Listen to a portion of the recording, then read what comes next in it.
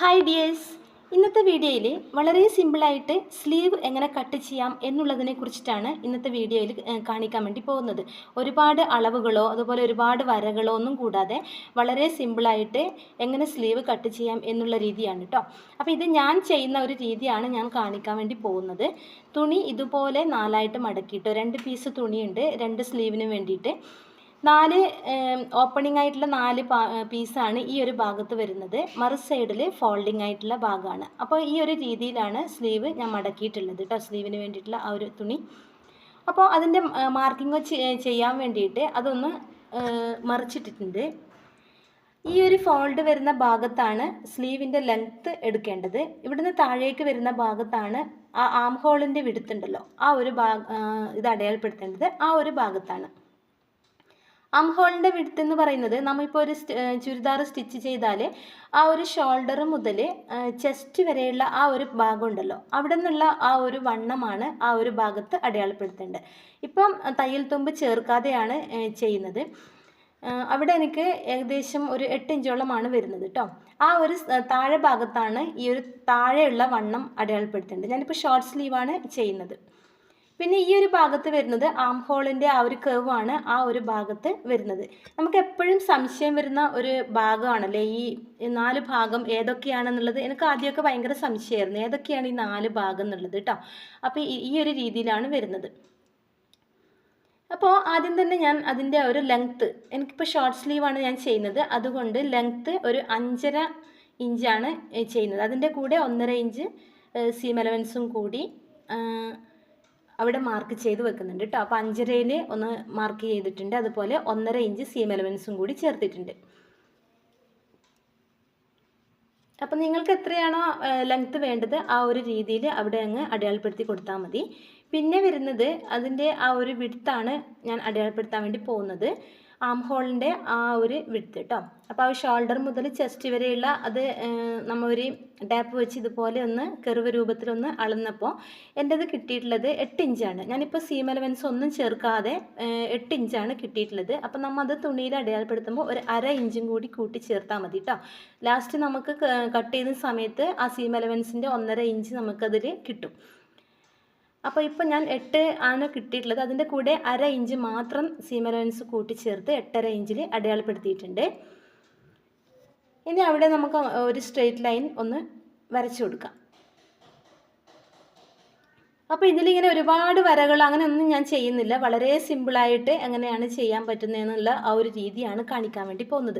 Short sleeve ആയതുകൊണ്ട് ആ ഒരു ഭാഗത്തെ വണ്ണമാണ് എടുക്കുന്നത്. ആ ഒരു ഭാഗത്ത് എനിക്ക് വരുന്നത് ഒരു 5.5 ഇഞ്ച് ആണ് ആ ഒരു ഭാഗത്തെ വണ്ണമായിട്ട് വരുന്നത്. അത് അവിടെ അടയാളപ്പെടുത്താൻ വേണ്ടി പോവുകയാണ്. 5.5 ഇഞ്ചും പ്ലസ് 1.5 ഇഞ്ച് തയ്യൽ തുമ്പും കൂട്ടി ചേർത്തിട്ടുണ്ട്.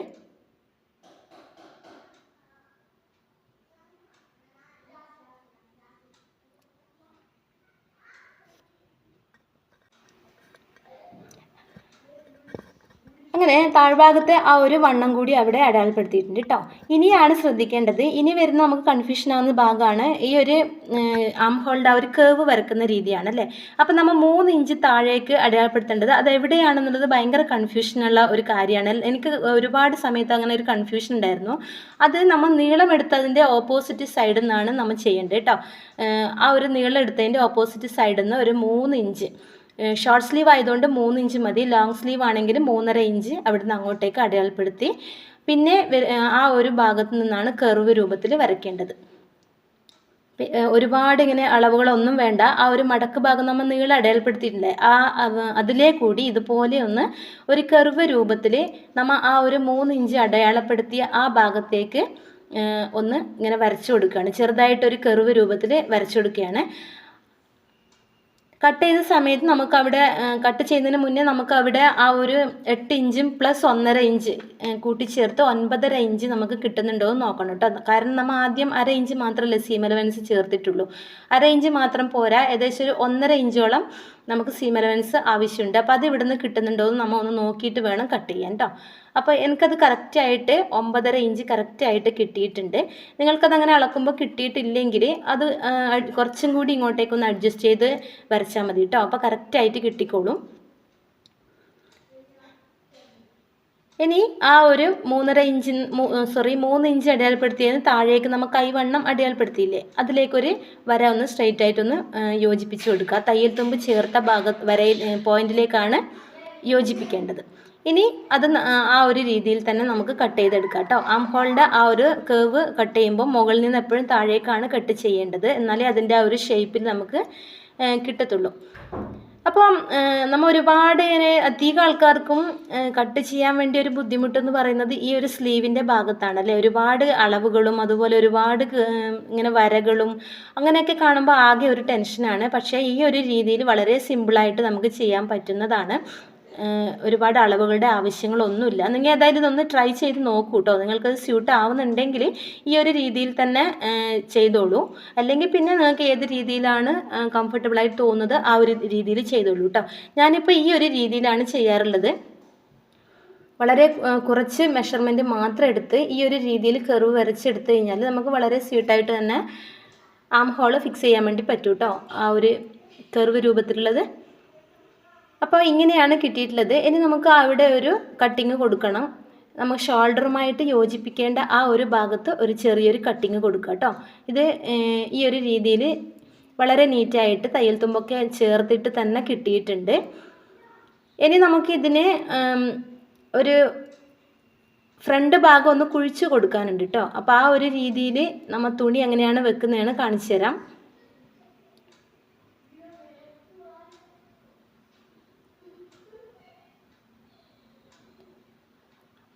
രണ്ട് തുണിയുടെയും നല്ല വശങ്ങൾ തമ്മിൽ ചേർത്തിട്ടാണ് ഫ്രണ്ട് ആം ഹോളിൻ്റെ ആ ഒരു ഭാഗം കുഴിച്ച് വെട്ടേണ്ടത് കേട്ടോ. അത് പ്രത്യേകം ശ്രദ്ധിക്കണേ.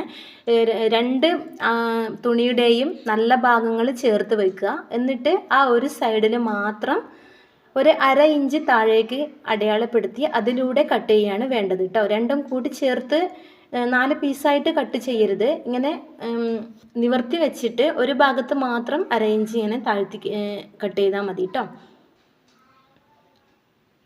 അപ്പം ഈ ഒരു രീതിയിൽ നമ്മൾ സ്ലീവ് ചെയ്ത് കഴിഞ്ഞാൽ നമ്മുടെ വളരെ ഒരു നല്ല നീറ്റായിട്ട് തന്നെ നമുക്കത് ബോഡി പാർട്ടിൽ അറ്റാച്ച് ചെയ്യാൻ വേണ്ടി പറ്റും കേട്ടോ. അപ്പം നിങ്ങളെല്ലാവരും ഈ ഒരു രീതി ഒന്ന് ട്രൈ ചെയ്ത് നോക്കുക. എന്നിട്ട് സ്യൂട്ട് ആവുന്നുണ്ടെങ്കിൽ അപ്ലൈ ചെയ്തോളൂ കേട്ടോ. അപ്പോൾ ഈ ഒരു ഡിഫറൻസിൽ നമുക്ക് ഫ്രണ്ട് ആം ഹോൾ കുഴിച്ച് വെട്ടുമ്പോൾ ഈ ഒരു ഡിഫറൻസിൽ കിട്ടുന്നുണ്ട്. അപ്പോൾ ചില ആൾക്കാർ കുഴിച്ച് വെട്ടാതെ ചെയ്യുന്നവരുണ്ട്. അങ്ങനെ പ്രശ്നമൊന്നും ഇല്ലെങ്കിൽ അങ്ങനെ ചെയ്തോളൂ. പക്ഷെ ചില ആൾക്കാർക്ക് അങ്ങനെ ആവശ്യമായിട്ട് വരും കേട്ടോ. ഇന്നത്തെ വീഡിയോ നിങ്ങൾക്ക് ഉപകാരപ്പെട്ടിട്ടുണ്ട് എന്ന് തോന്നിയിട്ടുണ്ടെങ്കിൽ ചാനൽ ഒന്ന് സബ്സ്ക്രൈബ് ചെയ്യുക. അതുപോലെ വീഡിയോ ഒന്ന് ലൈക്ക് ചെയ്യുക കേട്ടോ. അടുത്ത വീഡിയോയിൽ കാണും വരെ ബൈ.